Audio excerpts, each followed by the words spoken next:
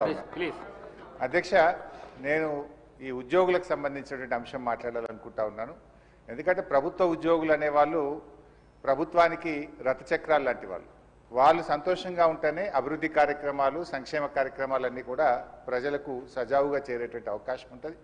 ఈరోజు వాళ్ళందరూ కూడా తీవ్రమైనటువంటి మనోవేదనతో, ఆవేదనలో ఉన్నటువంటి పరిస్థితి ఉంది. ముఖ్యంగా దేశంలో ఎక్కడ లేని విధంగా ఈరోజు రాష్ట్ర ప్రభుత్వ ఉద్యోగులకు 6 డిఏలు పెండింగ్లో ఉన్నటువంటి పరిస్థితి.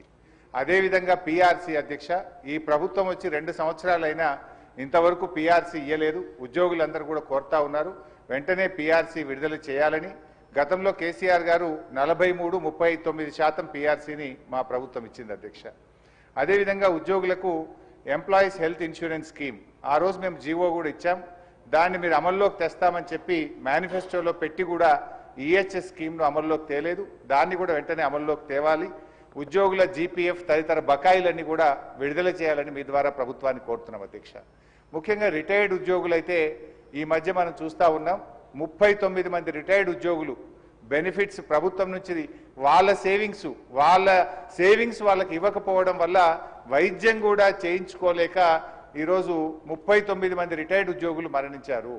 బీఆర్ఎస్ హయాంలో కూడా దాదాపు 15,000 మంది రిటైర్డ్ ఉద్యోగులు రిటైర్ అయితే వాళ్ళందరికీ మేము టైం మీద డబ్బులు ఇచ్చాం. కానీ కాంగ్రెస్ హయాంలో, ఎందుకంటే ఈరోజు నేను అసెంబ్లీకి వస్తూ ఉంటే పొద్దున్నే నా సిద్దిపేటలో ఒక డాక్టర్ జగత్ Kumar Reddy, retired JD veterinary, పొద్దున్నే నా దగ్గరికి వచ్చి అన్నా కొద్దిగా అసెంబ్లీలో మాట్లాడు, నేను అక్టోబర్ 2024లో రిటైర్ అయినా, ఇంతవరకు ₹1 రాలేదు. హైకోర్టుకు పోయి ఆర్డర్ తెచ్చుకున్నా అయినా రాలేదు. హైకోర్టులో కంటెంప్ట్ వేస్తే కూడా వాయిదాలు అడుగుతూ ప్రభుత్వం మమ్మల్ని ఇబ్బందులు పెడతా ఉంది.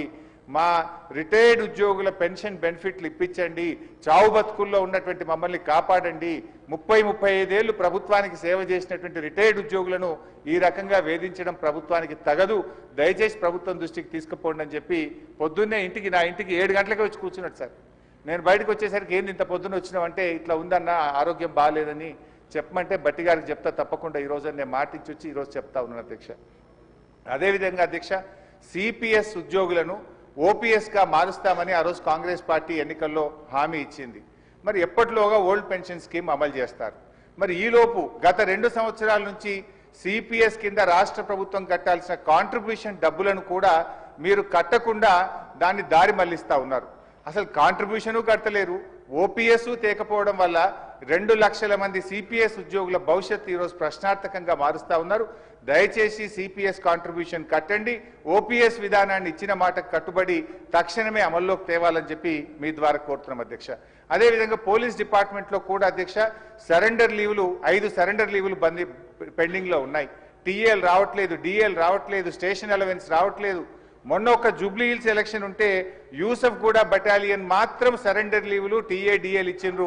రాష్ట్రంలో 1,00,000 మంది పోలీసులకు సరెండర్ లీవులు, టీఏలు డిఏలు రాక ఇబ్బందులు పడతా ఉన్నారు. దయచేసి పోలీసులను కూడా ఆదుకోవాలని, గతంలో నేను ఫైనాన్స్ మినిస్టర్గా ఉన్నప్పుడు ఎప్పటికప్పుడు సరెండర్ లీవులు, టీఏ డిఏలు ఇచ్చాం. ఈ ప్రభుత్వం వచ్చిన 2 సంవత్సరాల నుంచి పెండింగ్లో ఉన్నాయి కనుక వాటిని విడుదల చేయండి. ఇలా పోలీసులు కూడా తీవ్రమైనటువంటి ఆవేదనలో ఉన్నారు. పోలీసులకు ఉండే ఆరోగ్య భద్రత స్కీమ్ కూడా బంద్ చేసిండ్రు. మీరు ₹1,00,000కే పరిమితం చేసిండ్రు. పోలీస్ కానిస్టేబుల్ చాలా ఇబ్బంది పడతా ఉన్నారు.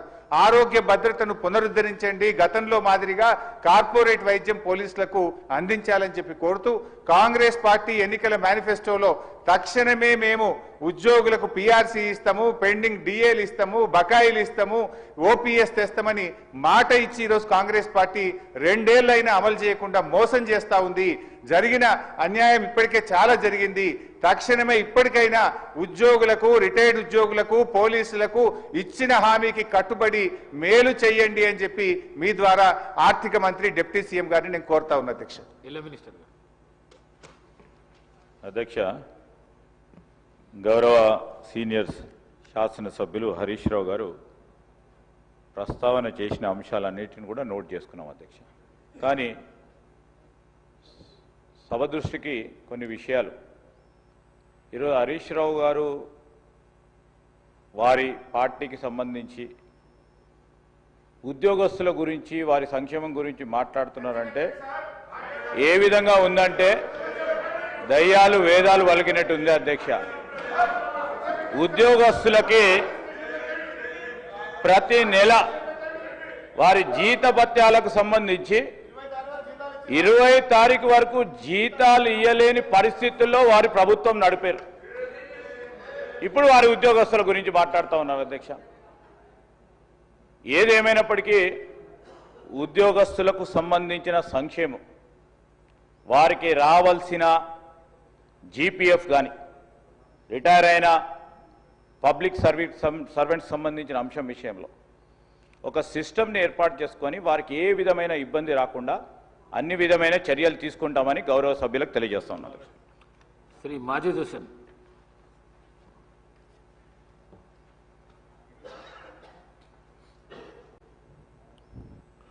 स्पीकर साहब, मैं तहे दिल से शुक्रगुजार हूं कि आपने जीरो ओवर में मुझे मौका दिया।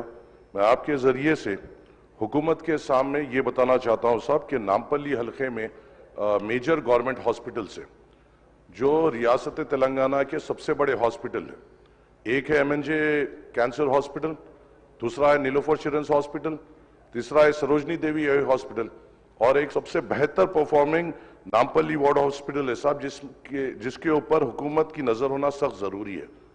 नामपल्ली एरिया हॉस्पिटल में करीबन 500 से ज्यादा आउट पेशेंट्स हर रोज आते हैं और उसका आउट पेशेंट वार्ड तकरीबन पूरा कंजस्टेड हो चुका है और वहां पे जो गरीब आता है उनके लिए कई दुश्वारियां वहां पे हो रही है।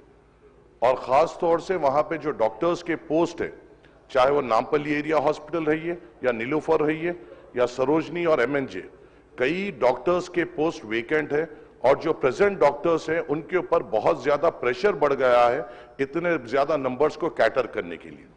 मेरी आपसे दरख्वास्त है साहब कि ये ऐसे हॉस्पिटल्स हैं जो तेलंगाना के ज्यादातर गरीबों के जो मेजर बीमारियां हैं और जो बच्चों का इलाज है यहाँ पे हो रहा है और हमें उन डॉक्टर्स का प्रेशर कम करना है और वहां के गरीबों के साथ ठहरना है। मेरी आपसे अदबन गुजारिश ये है साहब कि इंचार्ज मिनिस्टर साहब के साथ, हेल्थ मिनिस्टर साहब के साथ एक रिव्यू मीटिंग इन हॉस्पिटल्स के लिए रखी जाए। वहां पर साहब एक आईसीयू भी होना बेइंतहा जरूरी है नामपल्ली एरिया हॉस्पिटल में। अगर कोई सीरियस कोई पेशेंट या खवातीन वहां पे आ रहे हैं तो उनको फौरी तौर पर उस हालत में वहां से उस्मानिया भेजा जा रहा है जो उन गरीब औरतों के लिए बड़ी दुश्वारी हो रही है और आप और हम यहाँ पे इसलिए है कि इनको सहूलत दे सके। उनकी सहूलत इसमें है साहब कि हम वहां पे फौरी तौर पे एक आईसीयू बनाएं। उसी के साथ साथ नीलोफर चिल्ड्रंस हॉस्पिटल जो हिंदुस्तान का सबसे बड़ा